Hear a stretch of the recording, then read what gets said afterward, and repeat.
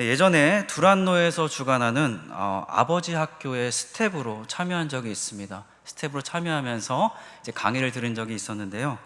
그때 강의를 하셨던 장로님이 말씀하셨던 것 중에 굉장히 인상 깊었던 것이 있어서 나누려고 합니다. 장로님의 말씀에 의하면 대부분의 여자들은 결혼 후에 이제 한 남자의 아내로 살아가고, 또한 자녀를 낳으면 한 자녀의 또 어머니로 살아간다고 합니다. 그러나 대부분의 남자들은 결혼을 해도 남자로 살아가고, 자녀가 있어도 남자로 살아가려고 한다라고 아주 남자들을 콕 집어서 지적하신 적이 있습니다. 이것은 남자들이 결혼 후에도 남편으로서 역할을 제대로 하지 않고, 또 자녀가 생겼음에도 불구하고 아빠로서의 역할을 제대로 하지 않는 것을 지적하는 말이었습니다. 그렇습니다. 이 사랑하는 사람을 만나고 이 삶이 변화가 되면은 그 삶의 환경에는 각자가 주어져 감당해야 되는 역할들이 있습니다. 만약에 사랑해서 연애를 한다면 남자친구로서 또 여자친구로서의 역할이 있고, 또 결혼을 했다면 남편으로서 아내로서의 역할이 있고, 또한 자녀가 있다면 부모로서의 역할이 주어집니다. 그리스도인도 마찬가지입니다. 주님을 만났다면 주님을 사랑하게 되고요, 주님을 사랑한다면 사랑하는 마음으로 끝나는 것이 아니라 그리스도인으로서 역할이 주어지게 됩니다.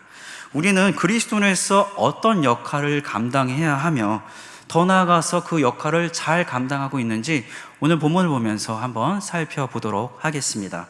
먼저는 십자가에 관한 올바른 이해가 필요합니다. 이 본문 35절에서 37절까지의 말씀을 보면은 야고보와 요한이 이제 예수님께 간구하는 것이 나타납니다. 이 본문 37절을 보시면, 여짜오되 주의 영광 중에서 우리를 하나는 주의 우편에 하나는 좌편에 앉게 하여 주옵소서라고 이 사회적으로 높은 지위를 예수님께 간구하고 있습니다. 그런데 재밌는 것은 이제 35절, 37절의 바로 전 구절인 32절과 34절의 말씀을 보시면, 이 예수님께서는 자신이 십자가에서 죽으실 것과 또한 3일 만에 부활하실 것에 대해서 말씀하고 있습니다. 즉 야고보와 요한은 예수님께서 죽으실 것이고 3일 만에 부활할 이야기를 들었는데, 그 십자가의 사명을 들었음에도 불구하고 그 바로 뒤에 간구했던 것이 바로 하나는 주의 우편에 하나는 좌편에 앉게 해달라는 사회적인 높은 지위였습니다.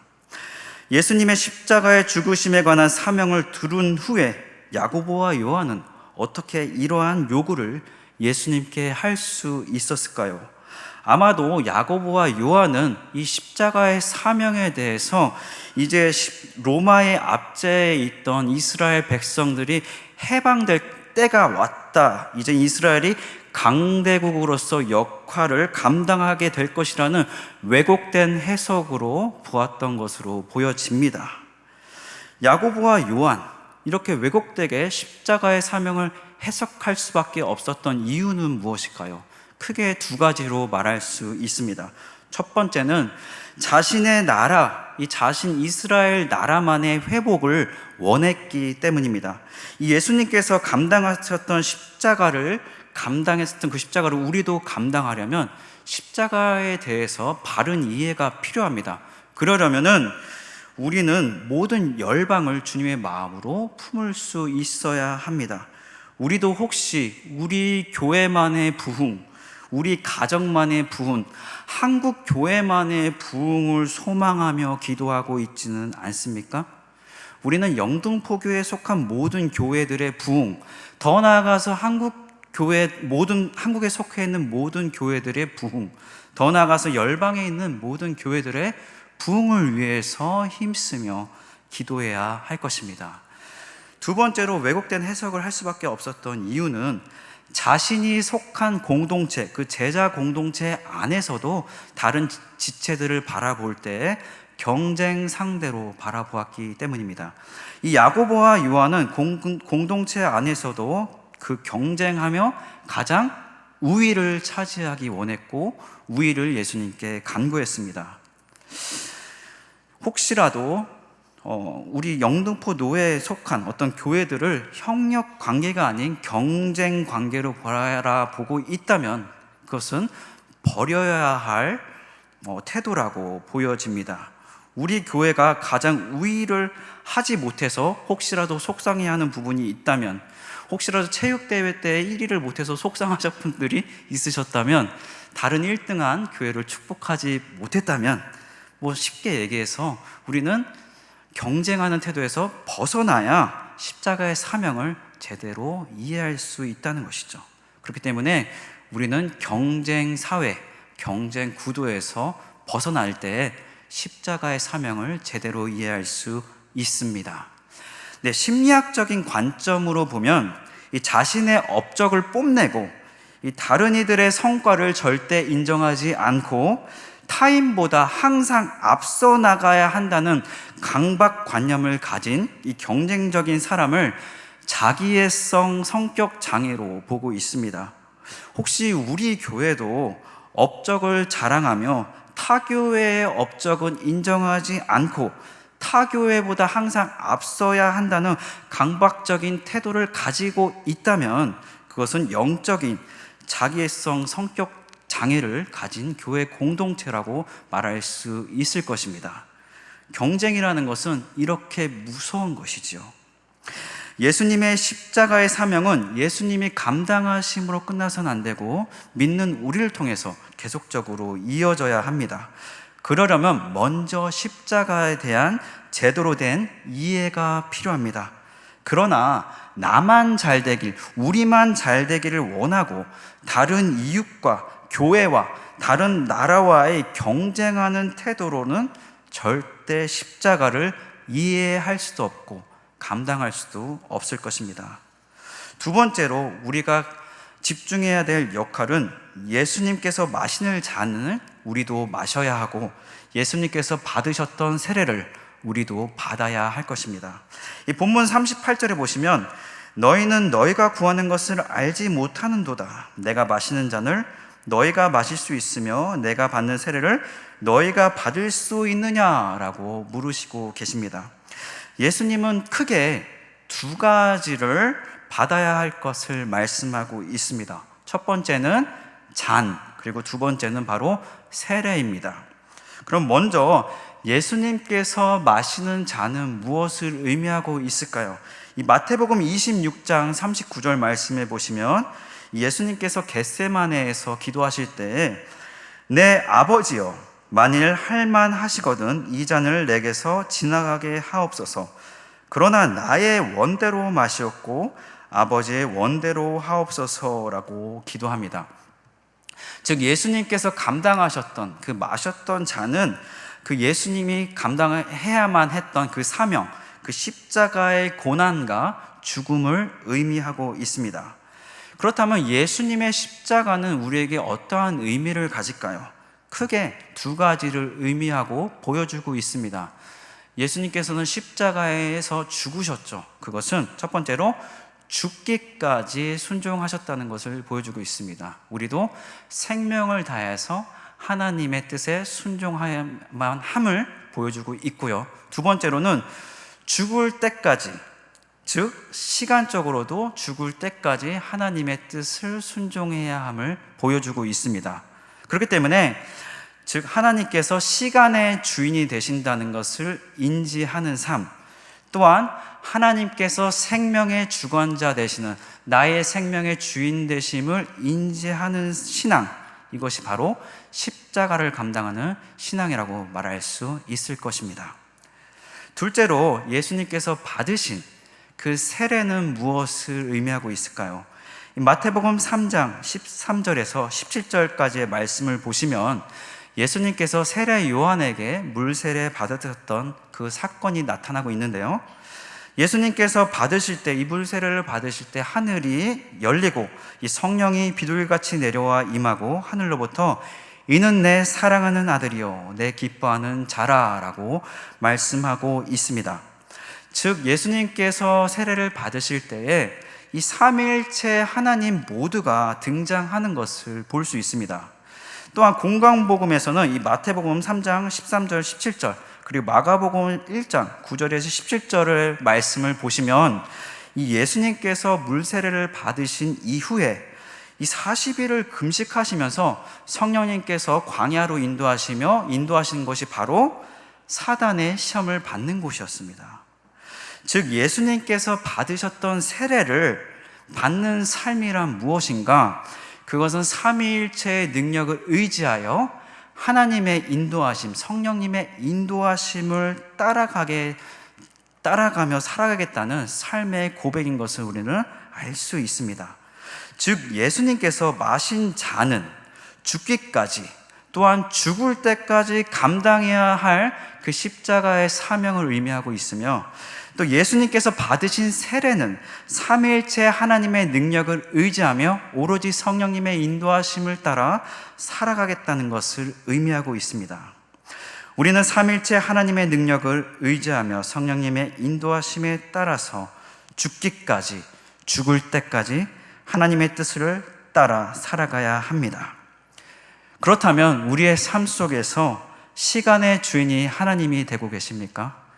우리의 생명의 주인이 하나님이 되고 계십니까? 아니면 나 자신이 되고 있지는 않으십니까? 내 자신이 시간의 주인, 생명의 주인이 된다면 성령님의 인도하심에 절대로 따라가며 살아갈 수 없을 것입니다. 셋째로 그리스도인이 감당해야 될 역할은 섬기는 자가 되어야 합니다. 본문 45절에 보시면 예수님께서 이 땅에 오신 이유를 이렇게 말씀하고 있습니다. 인자가 온 것은 섬김을 받으려 함이 아니라 도리어 섬기려 하고 자기 목숨을 많은 사람의 대속물로 주려 함이니라. 예수님께서는 이 모든 피조물을 만드신 창조주 하나님이셨습니다. 그러나 예수님께서는 그 피조물 인간을 너무나 사랑하셔서 인간의 몸으로 이 땅에 오셨습니다. 그러나 완성된 인간의 몸으로 오시지 않으셨습니다. 인간의 몸에 태아로 계셨고 인간의 몸에서 태어나셨습니다. 이 예수님의 태어나심은 인간을 향한 너무나도 깊고 큰 사랑을 보여주고 있습니다. 여기서 아마도 이제 반려견을 키우시는 분들이 계실 거라고 생각됩니다. 반려견을 아마 가족과 같이 사랑으로 키우실 거라고 생각합니다. 그러나 반려견을 아무리 사랑한다 하더라도 그 반려견의 몸에 들어가서 그 뱃속에서 자라나서 그 몸에서 태어나서 그 강아지가 엄마가 되어서 그 새끼 강아지를 핥으며 성장하며 살아가실 수 있겠습니까? 그렇게 상상한다면 예수님의 인간의 몸, 정말 더러운 육체의 몸에서 태어나신 것은 너무나도 놀랍고 크신 사랑이라고밖에 말할 수 없는 것입니다. 또한 예수님께서는요, 인간의 몸으로 오시고 나서도 공생의 기간 동안 고향에서 인정받지 못하셨고 배척당하셨습니다. 모든 제자들에게는 어떻게 되셨습니까? 십자가의 길을 가실 때에 배반당하시고 배신당하셨습니다. 하나님의 백성이라 일컬었던 그 유대인들에게는 배신당해서 십자가에 못 박힘을 당하셨습니다. 이렇게 예수님은 인간으로 오신 것 자체도 인간을 향한 너무 큰 사랑을 보여주셨는데, 하나님임에도 불구하고 인간으로 공생의 기간 동안 인간 대우도 받지 못하셨고요, 또한 인간 취급을 못 받으신 것을 넘어서서 죄인 취급을 받으셔서 십자가에 죽으시게 됩니다. 본문 44절에 보시면 너희 중에 누구든지 으뜸이 되고자 하는 자는 모든 사람의 종이 되어야 하리라 라고 말씀하고 있습니다. 즉 하나님 앞에서 으뜸인 자는 모든 사람의 종으로 살아가는 것이다 라고 뜻하고 있습니다. 그렇다면 모든 자의 종으로 살아가야 하는 것은 무슨 의미를 가질까요? 모든 사람들이 나의 주인이 되는 것일까요? 그런 것이 아니라 야고보와 요한이 세상적으로 높은 지위를 구했기 때문에 이 지위에 집착하는 모습을 보며 비유적으로 종을 예로 들면서 낮은 자로 살아가는 것이 하나님의 앞에서 으뜸인 것을 강조하고 있는 것입니다. 바울은 예수님을 만나고 세상의 높은 지위를 오히려 내려놓고 그 길을 내려놓고 그리스도의 사도로서 복음을 선포하며 전하며 살아갑니다. 또한 제자들, 예수님의 제자들도 마찬가지였습니다. 대부분 복음을 전하다가 순교로서 생을 마감하게 됩니다.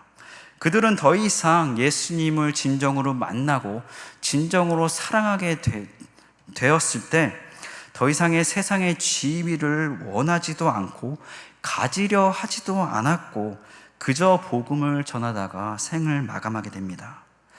예수님은 인간을 사랑하시고 섬기기 위해서 하나님이라는 그 신의 신분도 내려놓으시고 인간으로 오셨고 인간의 신분으로 살아가실 때에 인간 대우도 못 받으시고 죄인의 취급을 받으시고 끝까지 죽기까지 죽을 때까지 섬기셨습니다. 현재 우리는 하나님과 이웃을 섬기기 위해서 어디까지 낮아지셨습니까? 사랑하는 영등포교회 성도 여러분, 예수님은 우리를 사랑하셔서 인간 취급도 받지 못하셨고 죄인 취급을 받으시며 십자가에 못 박혀 죽으셨습니다. 예수님은 그 누구보다 낮아지셨고 목숨을 다하며 생을 다할 때까지 하나님의 뜻을 따르고 또한 하나님의 나라를 이루셨습니다. 현재 우리 각 개인은 또한 영등포 교회는 예수님을 사랑하기 때문에 이웃을 사랑하기 때문에 어디까지 낮아지셨습니까? 하나님 앞에서 으뜸인 자는 종과 같이 섬기는 자라고 말씀하고 있습니다.